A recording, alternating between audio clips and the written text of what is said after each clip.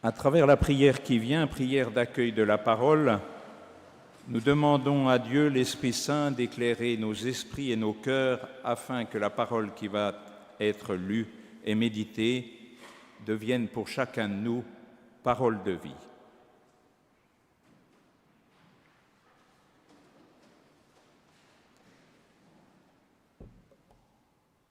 Père, nous pouvons t'appeler ainsi parce que tu nous as parlé, parce que des croyants nous ont transmis leurs expériences et leurs témoignages. Parfois, tu nous parais lointain, silencieux, mais nous avons entendu parler de toi et nous savons que nous sommes importants pour toi. Nous te remercions d'avoir comblé toi-même la distance qui nous sépare de toi en nous donnant Jésus-Christ. Tu nous l'as dit dans ce livre que nous appelons la Bible. Père, toi qui as parlé face à face avec Moïse, toi qui fis crier et pleurer les prophètes, toi qui as fait jaillir les psaumes de ton peuple et murmurer la sagesse des proverbes,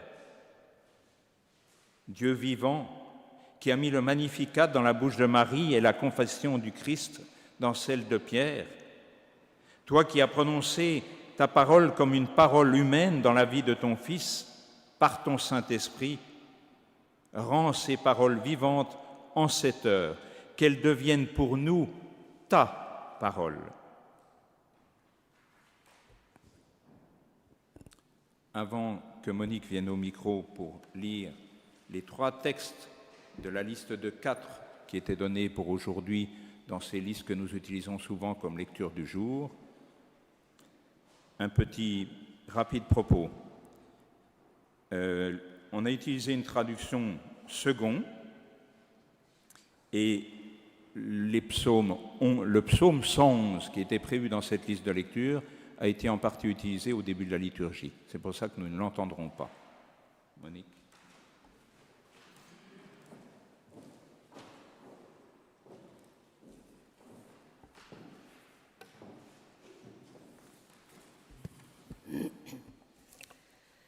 Nous lirons d'abord dans l'Ancien Testament, dans le second livre des Rois, au chapitre 4, les versets 8 à 16. Un jour, Élisée passait par Sunem. Il y avait là une femme de distinction qui le pressa d'accepter à manger. Toutes les fois qu'il passait, il se rendait chez elle pour manger. Elle dit à son mari: « Voici, je sais que cet homme qui passe toujours chez nous est un saint homme de Dieu. Faisons une petite chambre haute avec des murs et mettons-y pour lui un lit, une table, un siège et un chandelier, afin qu'il s'y retire quand il viendra chez nous. » Élisée, étant revenu à Sunem, se retira dans la chambre haute et y coucha. Il dit à Géhazi, son serviteur: « Appelle cette Sunamite. » Géhazi l'appela et elle se présenta devant lui. Et Élisée dit à Géhazi: « Dis-lui, voici, tu nous as montré tout cet empressement. Que peut-on faire pour toi? Faut-il parler pour toi au roi ou au chef de l'armée ?» Elle répondit: « J'habite au milieu de mon peuple. » Et il dit: « Que faire pour elle ?» Géhazi répondit: « Mais elle n'a point de fils et son mari est vieux. » Et il dit: « Appelle-la. » Géhazi l'appela et elle se présenta à la porte. Élisée lui dit: « À cette même époque, l'année prochaine, tu embrasseras un fils. » Et elle dit: « Non, mon Seigneur, homme de Dieu, ne trompe pas ta servante. »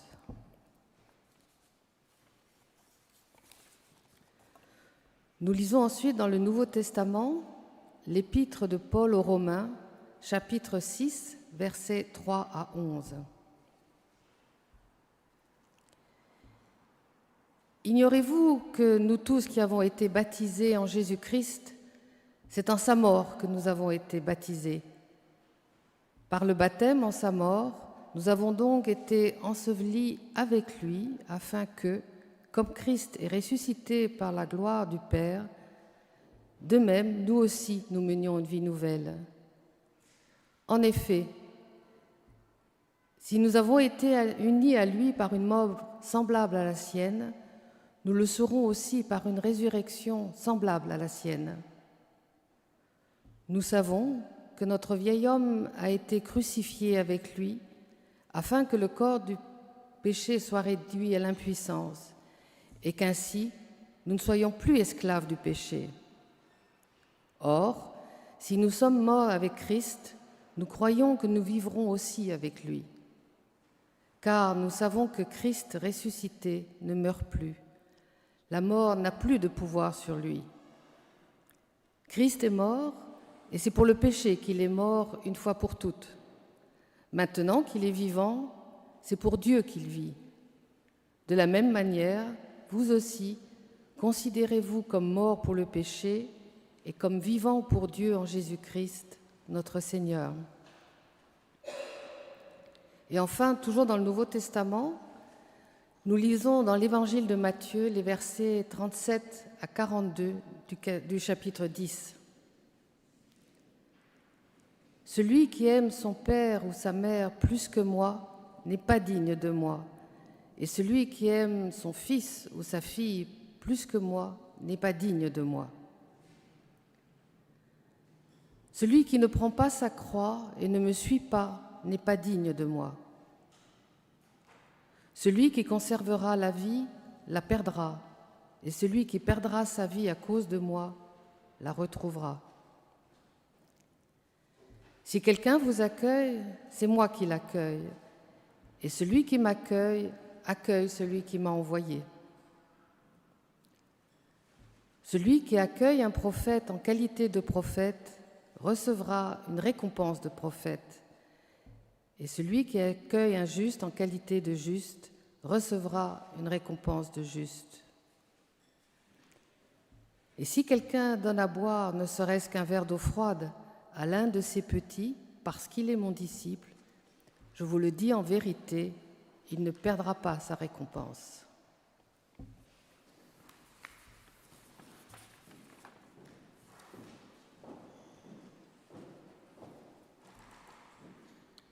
Nous nous levons pour le cantique 2208.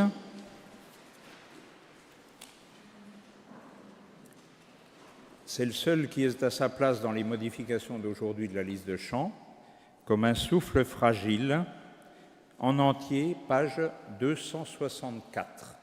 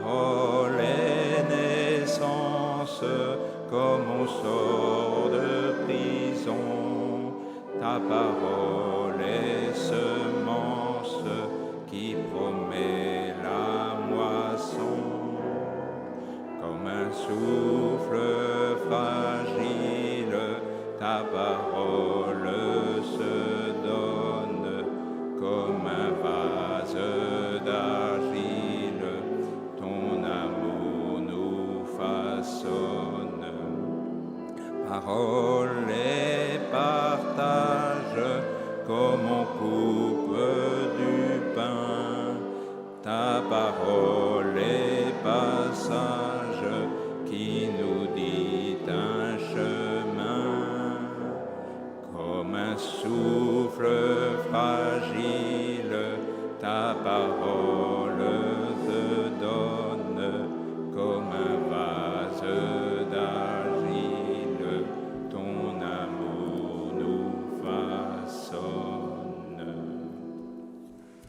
Je vous laisse vous réasseoir.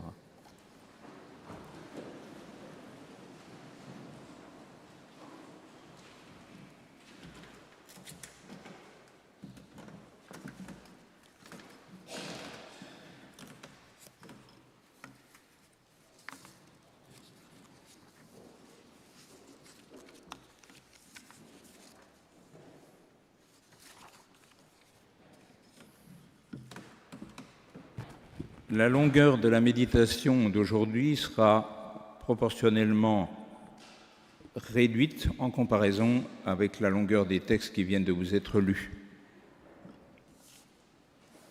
C'est tout. Ce n'est jamais facile de prendre les textes du jour le dimanche au lieu de choisir un seul texte parce qu'ils sont nombreux, différents, variés. La méditation d'aujourd'hui va porter sur le dernier, c'est-à-dire sur Matthieu 10, les versets 37 à 42.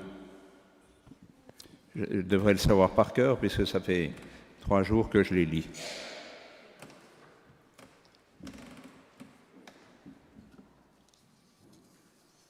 Je vais vous les relire.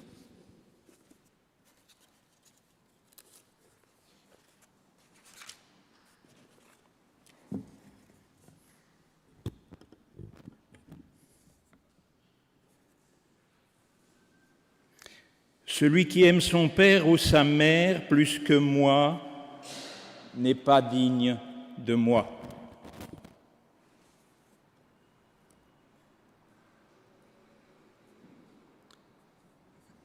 Et celui qui aime son fils ou sa fille plus que moi n'est pas digne de moi. Celui qui ne prend pas sa croix et ne me suit pas n'est pas digne de moi. Celui qui conservera sa vie la perdra, et celui qui perdra sa vie à cause de moi la retrouvera. Si quelqu'un vous accueille, c'est moi qui l'accueille, et celui qui m'accueille accueille celui qui m'a envoyé.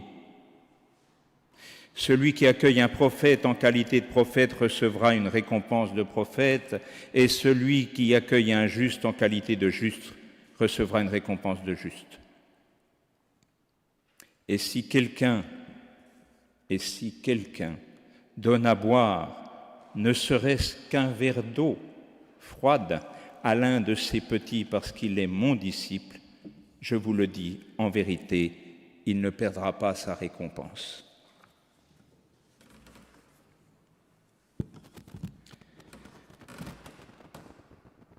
Celui qui aime son père ou sa mère plus que moi n'est pas digne de moi. Celui qui aime son fils ou sa fille plus que moi n'est pas digne de moi. Voilà un verset en première lecture qui crée un choc. Se trouverait-on là en présence d'un Dieu si exclusif, tellement jaloux, qu'il faille, quand on l'aime, ce Dieu, renoncer à l'affection qu'on porte à sa propre famille?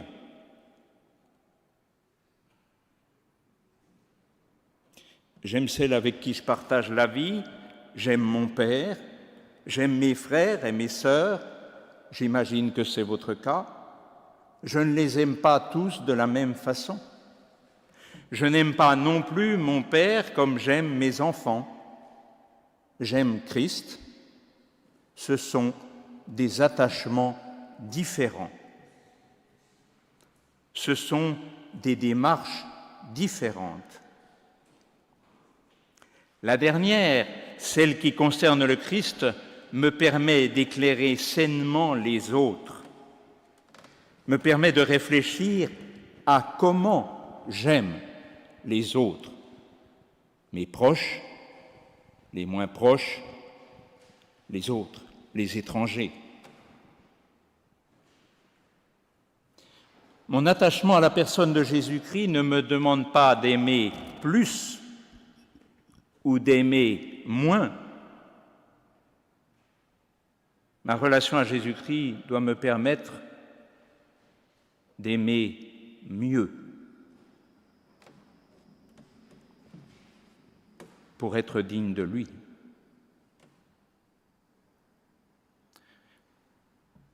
Ne soyons pas étonnés, j'imagine que la plupart parmi vous n'êtes pas étonnés, ce n'est pas la première fois que le texte biblique nous donne à lire des propos difficiles à entendre ou à citer, nous donne à lire des actes difficiles à concevoir ou à décrire, en apparence. Ce n'est pas la première fois que des paroles, des faits bibliques seraient non seulement difficiles, mais polémiques pour certains, scandaleux pour d'autres même. Illustrons ces quelques premiers commentaires d'un exemple qui peut, à juste titre, faire frémir n'importe quel parent. Vous êtes des parents. Cet événement, exemple, partagé par le judaïsme, le christianisme et l'islam. Tiens, en passant, j'ai appris qu'on disait maintenant les religions abrahamiques. Alors cet événement, dans la traduction biblique que j'ai utilisée pour préparer la méditation d'aujourd'hui, cet événement est publiquement appelé la mise à l'épreuve d'Abraham. Nos frères musulmans ont fêté cet événement il y a 4 jours. Ça s'appelle l'Aïd el-Kébir.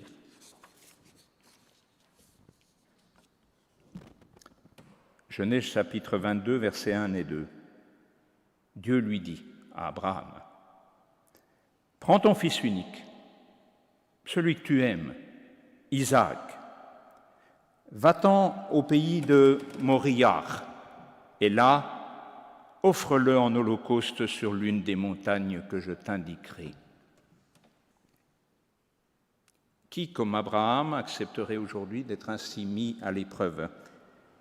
Qui, parmi vous, par conviction religieuse, accepterait de docilement sacrifier son unique enfant, ou même, si on en a plusieurs, l'un de ses enfants? Plus souvent qu'à son tour, l'Ancien Testament nous a abreuvés de situations cornéliennes, de trahisons familiales, de meurtres fratricides, de combats, d'épidémies, que sais-je. Et même, souvenez-vous de Lot, souvenez-vous de Noé. Extermination générale. S'agit-il là d'une époque tellement reculée qu'heureusement la révélation nous est proposée dans le Nouveau Testament? Non. C'est un récit symbolique, voire mythique, qui, dans un contexte géographique et culturel particulier, permet d'aborder, entre autres, la création du monde, la sexualité, l'aspiration de l'homme à devenir créateur, l'origine et le pourquoi du mal, la perception de la mort, etc. Sous l'autorité et le regard d'un Dieu unique, il s'agit d'un récit qui veut donner du sens à la vie. Et si c'est encore possible, mettons l'Ancien Testament de côté et reprenons les versets proposés par l'Évangile de Matthieu. Verset 38, dans cette partie choisie aujourd'hui. « Celui qui ne prend pas sa croix et ne me suit pas n'est pas digne de moi.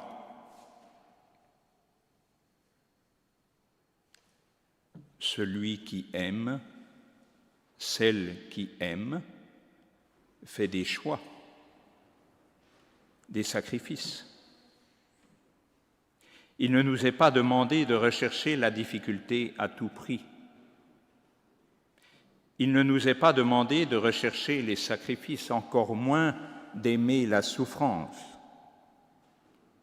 La croix, c'est une épreuve subie à cause de notre fidélité à notre foi.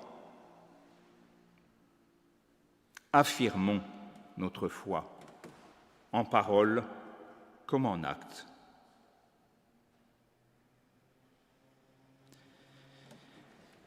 Verset 39. Celui qui conservera la vie la perdra, et celui qui perdra sa vie à cause de moi la retrouvera. Nous voilà de retour, parce qu'enfin, dans l'Ancien Testament, c'est Abraham, le modèle de celui qui a perdu sa vie pour la trouver. Rappelez-vous, quitte ton pays, ta patrie et ta famille, et va dans le pays que je te montrerai. Genèse 12, verset 1. Abraham laisse une vie.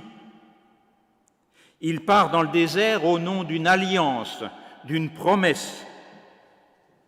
Il en trouve une autre de vie, chamboulée. Quitte ton pays, ta patrie et ta famille. Celui qui aime, celle qui aime aussi celles et ceux, chrétiens ou non, qui ont payé de leur vie leur goût pour le progrès et la justice. Ceux-là, celles-là, ont changé de vie. Ils ont tout quitté pour le royaume de Dieu.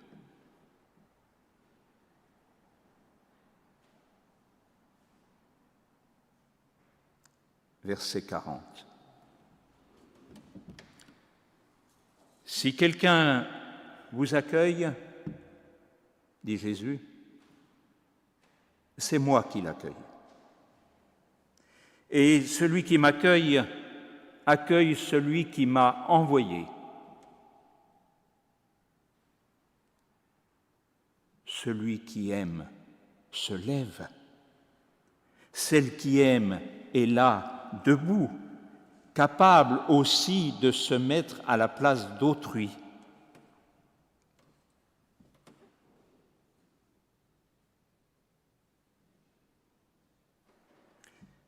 Celui qui accueille un prophète en qualité de prophète recevra une récompense de prophète, et celui qui recueille un juste en qualité de juste recevra une récompense de juste. Et si quelqu'un donne à boire ne serait-ce qu'un verre d'eau froide à l'un de ses petits parce qu'il est mon disciple, je vous le dis en vérité, il ne perdra pas sa récompense.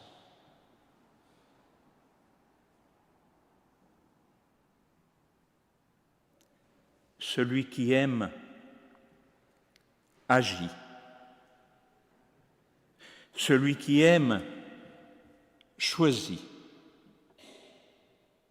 Celui qui aime renonce à l'immobilité.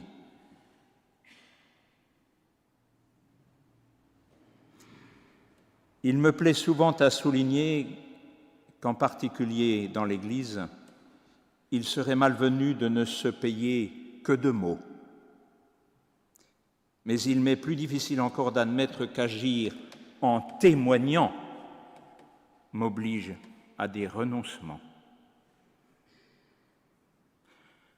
Dans tout cela, Jésus s'adressait bien sûr d'abord à ses disciples. Il allait les quitter, ils allaient partir en mission. Il leur donnait des recommandations. Mais Jésus aujourd'hui s'adresse à nous. Profitons de l'été pour changer, pour nous changer, et pas seulement nous changer les idées.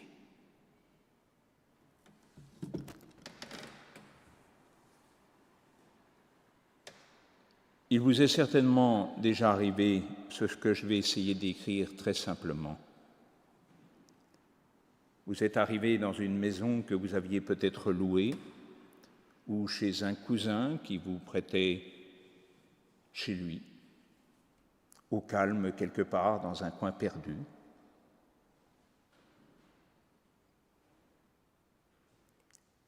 Et le matin, le premier matin, vous avez ouvert les volets.